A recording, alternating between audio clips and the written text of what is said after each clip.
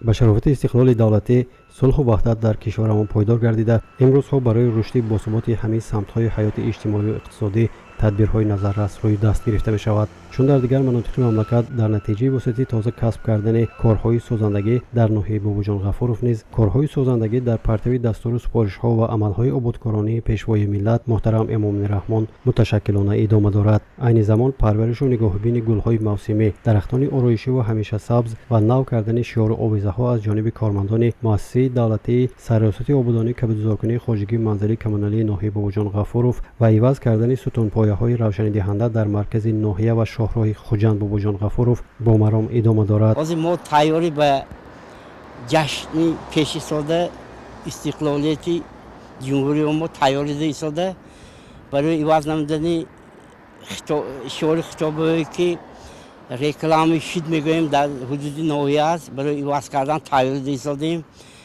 гулҳои мавсимӣ ороишие ки шинонда будем аз ҳисоби мавсимӣ будан онҳои канда мо боз гулҳои мавсимӣ намуди дигарша шинонда гулҳои катарантуса шинонда дар шоҳроҳи ғафуров хуҷанд оро дода корҳоро ба анҷом расонда истодем.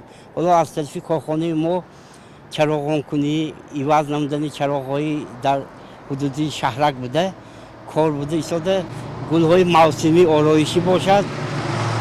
мо 150 000 гули ороишро дар шоҳроҳи ғафуров хуҷанд шинонда ҳозир парвариш карда оро дода истодем.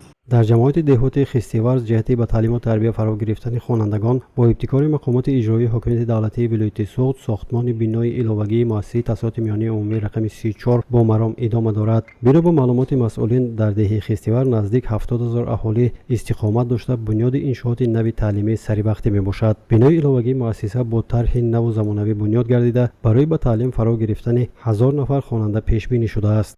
барои ҷашн гирифтани ин 35-солаги истиқлолияти давлати ҷумҳурии Тоҷикистон дар ҷамоат дар умум 246 банд нақша чорабинӣ таҳия шудааст ки аз он дар соли 2022 34 банд, дар соли 2023 45 банд, дар соли 2024 46 банд, дар соли 2025 61 банд, дар соли 2026 60 банд ба ҳисоб гирифта шуда.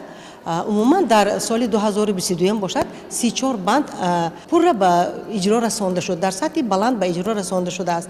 ин ба дохил мешавад асlan муфашкунии кӯчаҳо, гузарондани трансформаторҳо дар маҳаллаҳо, сохтмони майдончаи варзишӣ, сохтмони нуқтаҳои таъминоти сӯзишворӣ, чароғонкунӣ, шағалпӯшкунии кӯчаҳо ва инчунин дар соли 2023 бошад 45 банд ки гуфтем аллакай иҷро расонда шудааст.